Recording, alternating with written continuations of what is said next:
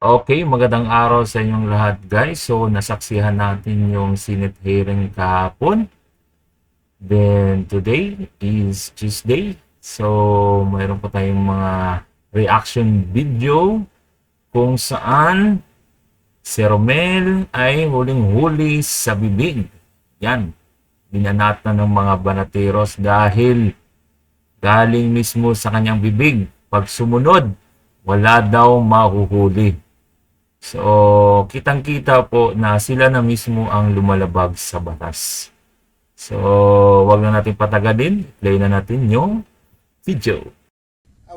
Araw ng Lunes ay inusisa sa Senado ang marahas na paglusob ng Philippine National Police sa mga religious compound ng Kingdom of Jesus Christ sa Davao City sa layuning iserve ang arrest warrant ni Pastor Apollo Sikibuloy at 5 iba pa.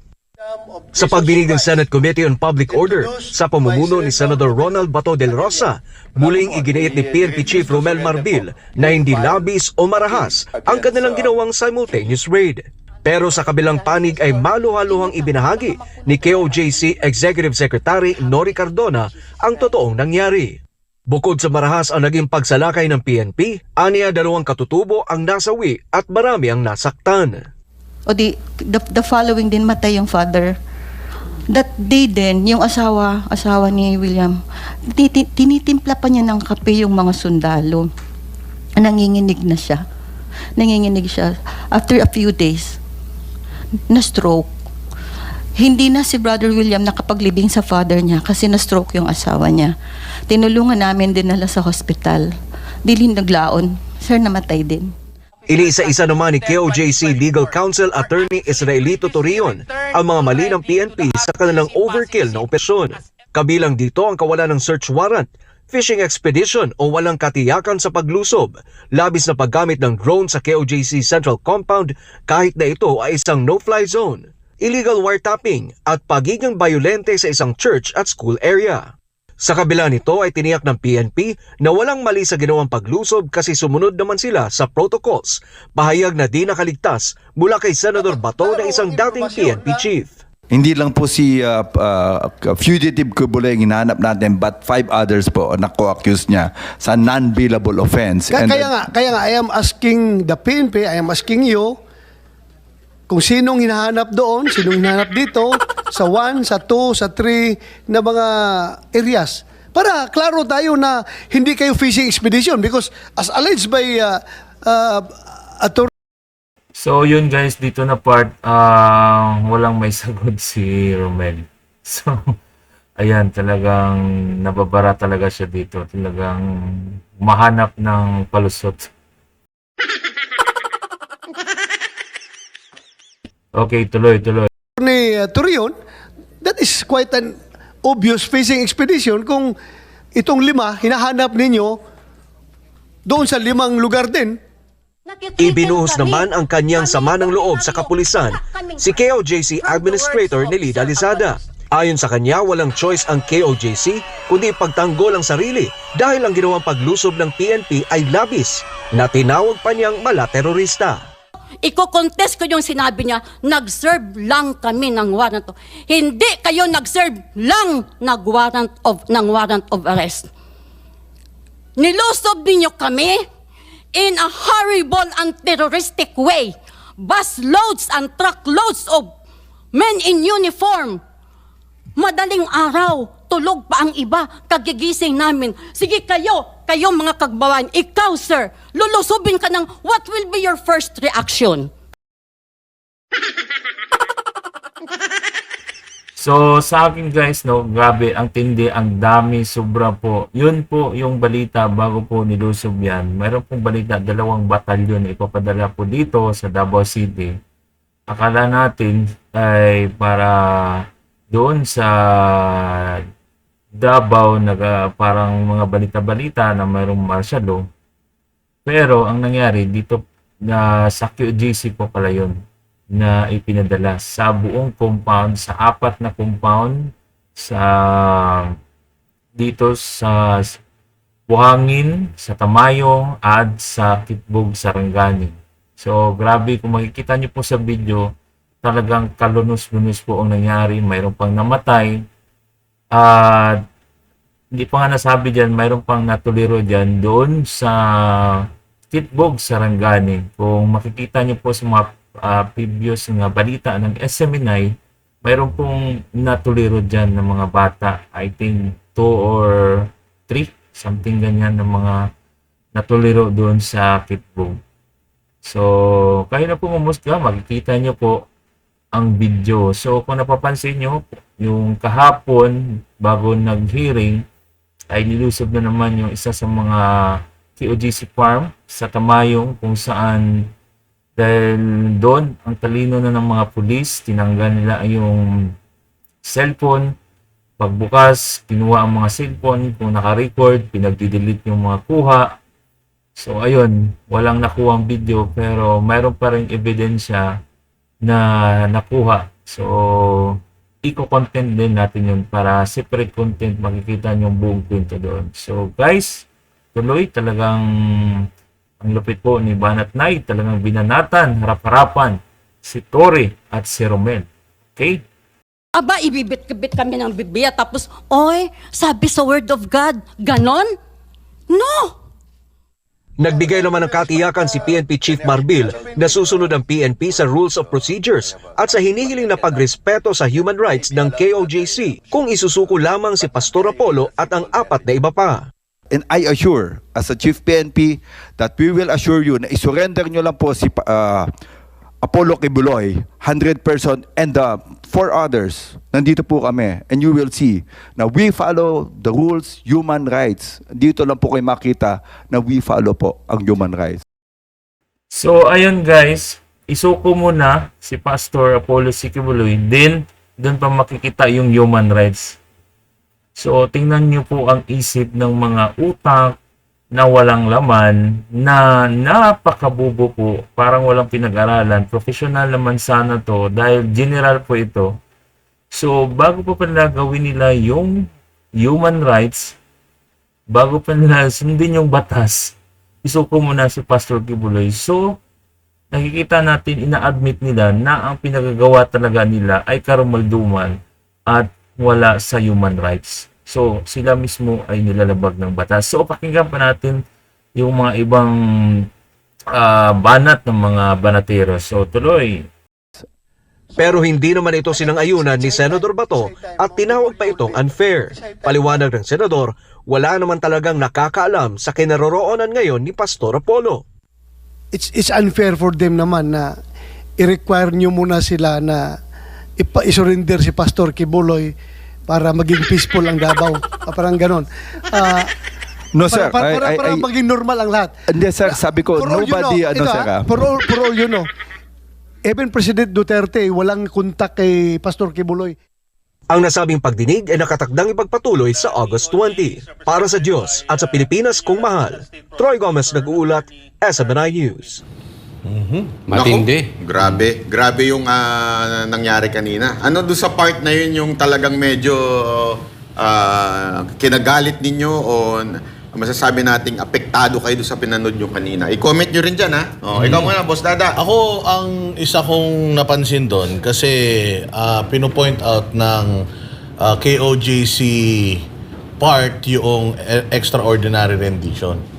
At sinabi dito ni Sister Nori na ipangako nyo lang yung seguridad ni Pastor Apollo Kibuloy at hindi nyo siya o hindi mag-intervene yung mga foreign entities, haharap siya sa korte.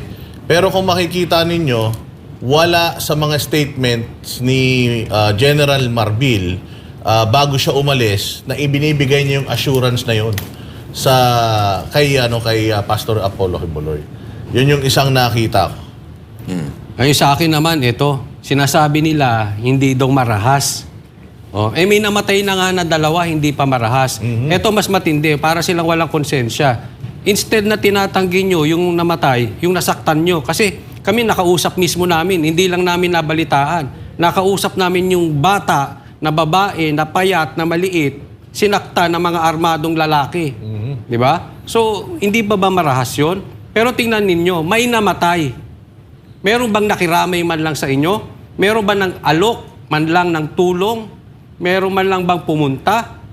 Wala di ba? Anong konsensya meron tong mga to? Hindi ko kayo maintindihan. Tapos sinasabi ninyo, magiging fair kayo kay Pastor Apollo Kibuloy at magiging fair kayo pag sila ay sumuko. Hindi, maging fair kayo kahit sumuko or hindi sumuko. Kasi sabi nga, ang batas ay batas. Di sundin nyo, hindi porket hindi sumuko, gagawa kayo ng kagaguhan. Ay sorry po, bawal yun dito.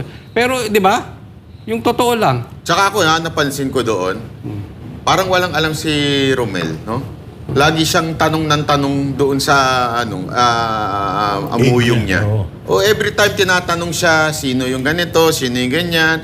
Parang lagi niyang para siyang, may alam ba yung kayo, sir? Pero parang may pinagmanahan kayo, yung laging wala ding alam.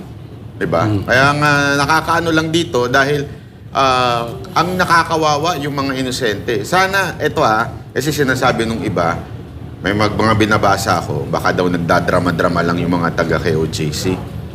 Meron bang drama sa namatay? Kayo kaya ang matigukan ng kapamilya o di kaya ng mahal sa buhay? Drama ba yun? Yan? Drama ba yan? Ano yan? Nagpalagay lang sa kabaong? Ano siya, Ibana? Di ba? Hindi, kasi yung sa ni Ibana, di ba? Sa Black Brider ba yun? Meron siyang ganun. Hindi yan talagay namatay. So, ibig sabihin, hindi drama yan, sir. Hindi yan drama at yan ay dapat mabigyan ng hustisya sa nangyari na yan. Hindi tama yan Kasi pasukin mo ba naman? Ikaw ba naman? Matanda ka na. Lola ka na. Lolo ka na. Tapos papasukin ka, gaganyonin ng, tinan nyo, pinasok, ayan, Ito, ikaw, matanda ka, gagawin yan sa bahay mo. Nang 10 oras ng gabi. 10 oras ng gabi yan, Tapos walang ipinakita, ipinasok ng ganyan. Siyempre, talaga nga namang medyo asan ba dito yung human rights dyan, di ba? Wala na ho. Tapos sasabihin niya, yan daw inaayon doon sa leche mong jurisprudence. Hindi, kasi yan yung pinagmamalaki niyan jurisprudence na napahiya ho siya dyan Sa jurisprudence na yan di ba? Nako. Ikaw, Mamo ka. Ay, oo. Ito na nga. Hindi, sa totoo lang, nakakulungkot kasi perfect yung words na sinabi nila sa Senate hearing like si Sister Nori. Diba? Sinasabi na nagmumukhang terorismo na yung ginagawa. Why are these policemen terrorizing civilians? Bakit? At saka ba't ang lakas ng loob nilang gawin yan? Di ba dapat sila yung protekta? They should protect the civilians, tayong mga Pilipino, pero bakit ganon nila tratuhin yung mga taga KOJC? Mga Pilipino din yan, mga civilian yan, pero bakit ganyan? At saka yung sagot nga ni Romel na isuko nyo lang sa amin si Pastor Kibuloy at makikita nyo na we follow human rights. Malabo yun. Bakit ganon siya magsalita? Nahuli siya Doon sa bibig na yon na isuko nyo muna. So, ang ginagawa mo talaga, parang inaano mo na, sige, ayaw nyo isuko, gagawin namin to. Parang ganun parang may kapalit ba? Hindi ganun, sir. Ang batas, dapat sundin. Again, wala po tayong pinag-uusapan kung si Pastor Kibuloy may warrant nga kayo. Pero ang problema, yung mga nadadamay na inosente. Hindi mo pwedeng sabihin, isuko mo muna. Tapos aayusin namin ang trato sa inyo. Mali. Hindi pwedeng ganun. Mali naman po yung Mr. Romel. Huwag tayong ganun. Tsaka makikita mo dito, Banat Bay, si Atty. Torion, meron siya laging sinasite na batas. Yung rules of engagement, sinite dito ni Atty. Torion. Ito ang dapat na ginagawa sa tuwing mag-issue ng warrant of arrest. Sinabi niya yung mga rules doon na kapag wala yung may-ari, hindi nyo pwedeng pasukin or pwede kayong pumasok basta merong pumayag yung administrator, pwedeng pumasok yung mga magse-serve ng warrant of arrest. Now, citing all those information doon sa rules of engagement, galing mismo sa bibig ni Romel na kapag kasinunod namin yan, wala na kaming mahuhuling kriminal. Narinig ko yun. So maling-mali. Maling-mali, unang-una sa lahat. Kaya nga po tayo may rules of engagement para meron po tayong sinusundan.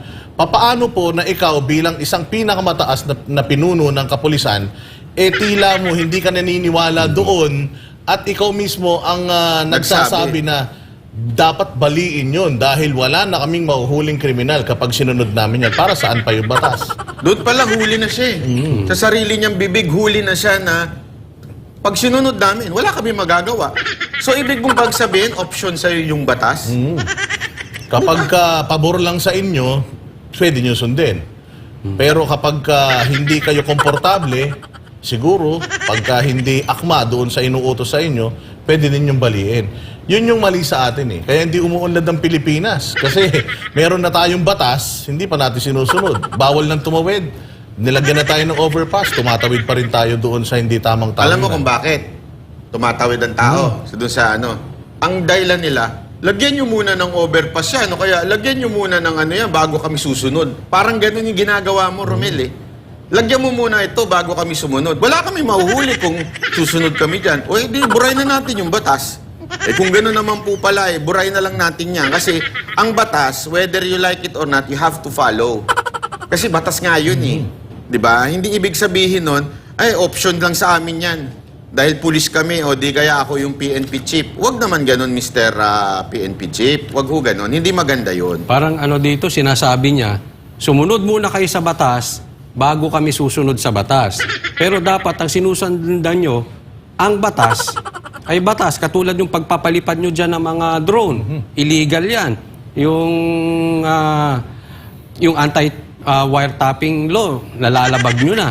So, marami kayong ginagawang mali, tapos bigla na lang kayong magsasalita, katulad ng mga trolls. Ba't di na lang kasi sumuko? Puro ganun. Wala nang argumento.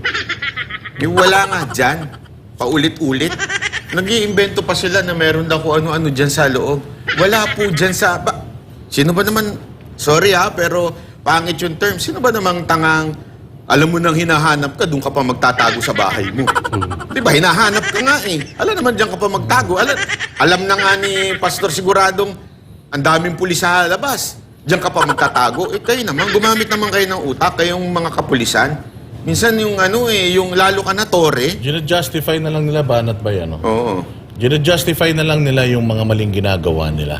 Kasi katulad nito, before kasi umalis si General Marbil, meron nga siyang jurisprudence or precedence na binanggit, which is parang, sinagot kaagad ni Atty. Torion na ito daw kanyang precedence na ginamit ay hinahanap nila yung tao sa isang moving object, which is barko.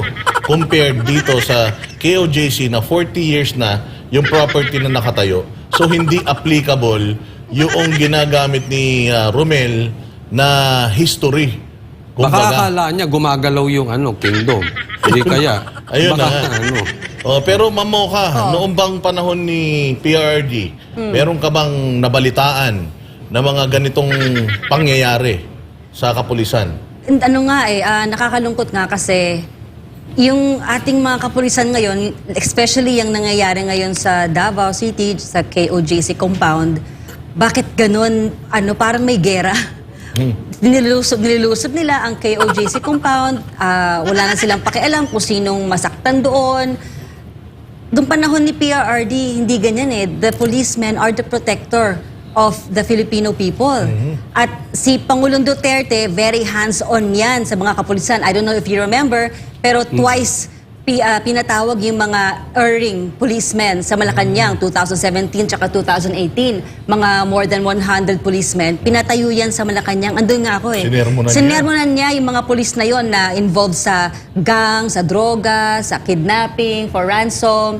So sinabi niya na nagbibigay kayo ng kahihiyan sa kapulisan, wala kayong silbi sa akin. So pinatayo niya doon ng ilang oras. Tamang-tama nung araw din na yon, may meeting ang AFP at saka PNP with PRRD. So sabi niya, hindi pa ako tapos sa inyo. Diyan lang kayo at pagsasabihan nga niya. Pero yun, out of concern, out of love for the PNP, yung ginagawa ni PRRD. So ang tanong ko dito, who's in control? Sino ba ang sinusundan ni Marbil? Sino who's in control of our PNP? Bakit hinahayaan na ganito ang trato sa mga civilian, sa ating mga kapatid sa KOJC? Diba? Who's in control? Ang ganda ng tanong ni Mocha. Kasi, yun ang dati si PRRD may control. Ngayon, parang si Abalos ang may control. Eh, ang problema, si Abalos pa lang, the way he thinks, sablay na. So, natural, down the road, sablay ho yan. Di ba? Ano ba sinabi ni Abalos? Pinapatupad lang namin ang batas. Ginaganon-ganon niya. So, pinaninindigan niya na yung ginagawa nila. abuse is under the law pa.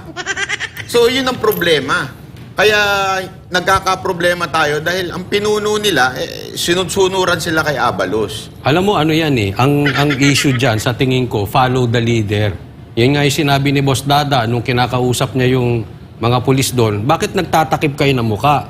Hindi kayo proud, ayaw nyo pakita yung pangalan nyo, hindi kayo proud. O, ibig sabihin, may mali silang ginagawa. Eto, pag tinanong mo, ang sasabihin lang nila, utos sa itaas. Yun yung sinasabi ni Mocha kanina, hindi hands-on yan. Kasi kung hands-on yan, tama ang gagawin yan. At kung hands-on yan, magpapakilala yan. So, follow the leader. Sinong leader nyo? Sino may utos niyan? Sa taas. Hindi nagpapakilala yung sa taas. Hindi natin alam kung sinong yung nasa taas na yun. Si Satanas ba yun o kung sino? O di pati sila hindi nagpapakilala. Eh kung may pagkakamali yung itaas, lahat sila mali-mali. O andun, kaya hindi sila proud. Bakit? Mali ang ginagawa. Walang accountability. Oo, yun. Walang responsable eh. Sinong ituturo dito, ba't ganito ang ginagawa nila? Hindi, mali naman yung sinabi ni Coach Oli. Hindi sa taas. Mataas. Ha? Mataas. Ay! Baka ibang Ay. lahi na ang may control. Ay, nataas. Iba yan. So, ayun.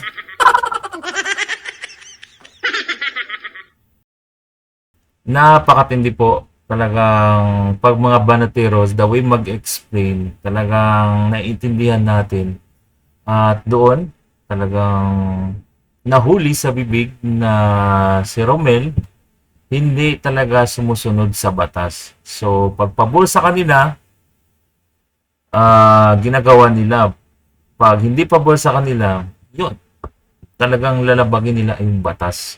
So, hindi po fair yung ginagawa ni Romel. Talagang maling-mali po. Sumusunod po sila sa maling utos. Wala na po, hindi na po sila sumusunod sa batas. So, salamat sa inyong pagnonood. Din po nagtatapos yung video ito. Napakinggan po natin yung mga banateros kasama si Ma'am Mocha Oswald. So, huwag niyo kalimutan pong i-subscribe, i-like at i-share ang video nito. God bless po sa inyong lahat.